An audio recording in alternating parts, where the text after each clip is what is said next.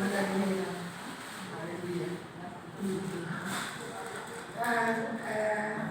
saya tidak sangka bahwa saya bisa ke sini. Memang ada kerinduan untuk datang ke sini. Tetapi oleh karena saya tiba-tiba aja saudara saya bilang, sudah kamu buat paspor, karena kamu belum pernah. Tak usah pikir kata-kata, asal tahu saja. Jadi saya tidak ikut bisa-bisa aja saya buat paspor saya. Sudah itu, sudah 1 bulan, paspor ini sudah selesai tuh. Saya bilang sudah, mana masih di sini, foto aja. Langsung terus saya pakai, ini lah curi tidak. Saya kebingungan. Ya sudah pergi syukur, kalau sudah memang ini jalannya, yang tidak ada rencana, tapi Tuhan kasih jalan. Haleluya. Ya saya merasa kadang-kadang di merantau itu luar biasa, otak-atik, tetapi pada waktu itu saya sudah umur 49. Saya hanya kasih saksi. Sebenarnya usia sudah menurun sejak karena tenaga kita pun akan capek. Tapi saya karena saya merasa stres, saya harus lupakan, saya harus bertahan. Memang saya stres, akhirnya saya cuma bisa Tuhan. Saya di rantauan di sini tidak ada siapa-siapa, tapi saya punya Engkau, ada Engkau. Lalu saya harus bilang, oke, tidak masalah. Saya orang juga begini, banyak orang yang di sini. Luar biasa, saya juga bingung. Mereka itu juga pejuang-pejuang, juga mereka adalah anak-anak. Jadi saya seperti terdorong juga. Jadi umur segitu saya merasa lupa-lupa karena tenaga kita itu tidak merasa sampai bingung saya. Kalau sekarang saya punya tenaga seperti sekarang ini, saya kok dulu saya sampai itu kok nggak rasa sampai. Karena semangat dari dalam Tuhan. Tuhan menolong saya. Saya ada satu kesaksian, kalau boleh saya kasih saksi. Pada waktu kita harus kerja jauh sekali dan tempatnya sangat mahal kalau kita mau pusat tempat kerja. Jadi kita harus cari agak jauh. Tapi kalau kita tinggal di tempat yang jauh, karena di sana di sini satu 2 bulan sekali ada truk buat kita bilang rel itu lebih dari kereta nggak jalan. Kita mau naik kereta itu lebih cepat karena kalau bus kan berkelok-kelok ini kan cepat. Tapi 1 minggu tidak ada tren. Pada waktu itu tengah malam saya harus dibantu seorang Prancis yang sedang buka restoran di pesta. Jadi selesai jam 2 malam. Saya harus pulang. Pulang saya jauh sekali. Saya tidak ingat ada driver waktu itu. Saya langsung ke pusat kota, sudah ada tempat saya. Lalu disediakan bus, tidak ada kereta.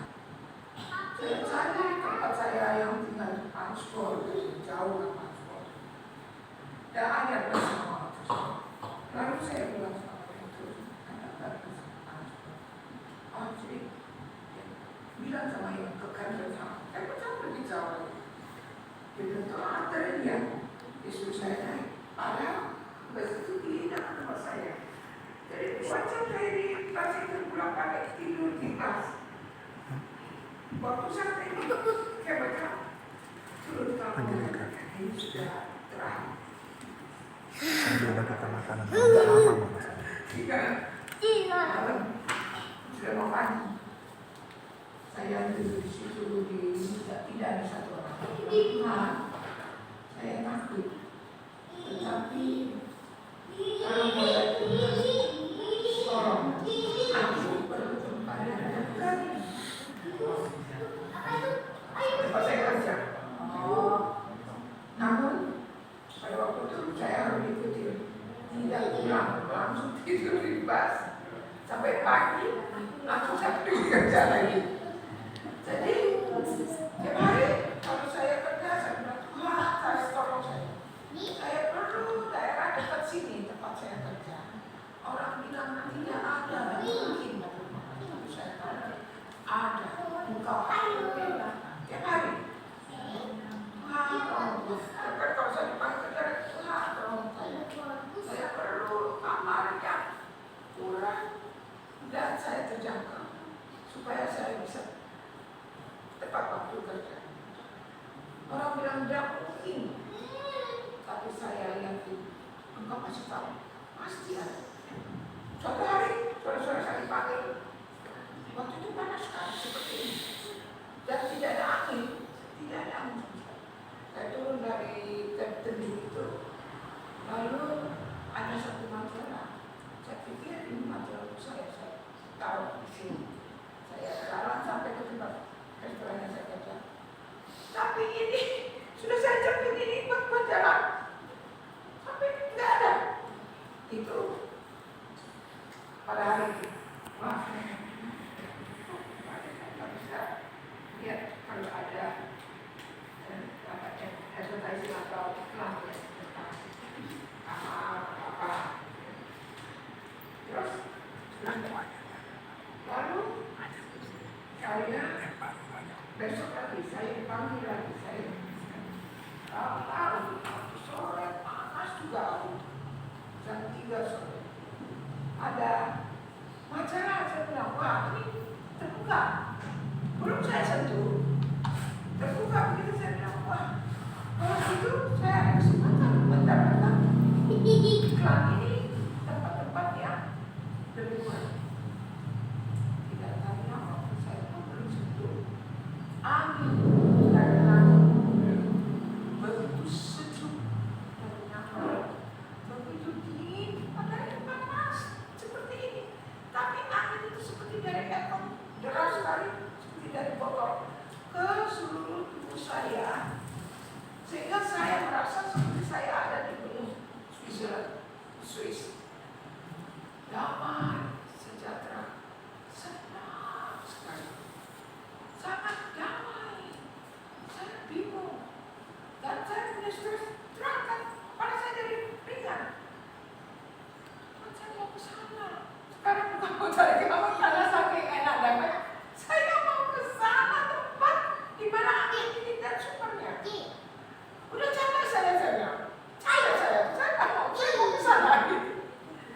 Terus angin itu langsung membuka halaman buku majalah itu besar. Kalau angin yang meniup sekaligus terbuka, ini tidak. Lengkungan dari ujung buku itu lengkung seperti jari yang tekan. Saya bilang, kok ini kayak orang? Satu, kemudian ujung lagi melengkung. Dua, kok ini bukan angin langsung dia begitu, kok ini lengkung ujung kayak dibuka orang, kayak jari buka. Kayak orang itu juga kan dari ujung begitu. Yang ketiga, lama, tidak langsung buka, sengaja lama, 5 menit saya tunggu. Saya mau lihat berapa lama. Kalau itu ini bukan angin, ini adalah jari malaikat. Saya tidak bisa lihat karena mereka kudus, kami orang yang berdosa tak mungkin bisa lihat. Oke, tidak apa-apa. Waktu dia buka begitu yang terakhir, anginnya stop. Lalu saya baca ada kamar murah baru dicat, kasur baru, karpet baru, semuanya lemari baru. Wah, murah. Nah, dia bilang dalam bahasa Inggris non-smoker, tidak merokok, tapi social bagian dan minum. Tapi dia ada kamar untuk sewa murah. Wah, ada nomor teleponnya. Lalu saya senang sekali. Nah, lalu saya simpan di majalah. Terus bos itu tiba-tiba ngomong, sudah. Kamu cepat cari tempat yang dekat sini, sebab saya perlu kamu. Setiap kali mau perlu apa? Oke.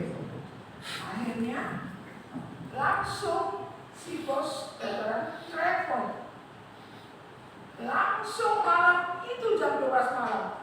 Pergi ke tempat saya yang lebih jauh, ambil barang-barang saya, masuk ke tempat itu. Itulah mujizat Tuhan, saya bingung. Jadi saya sampai bilang, saya tidak merasa ingin pergi keliling dunia.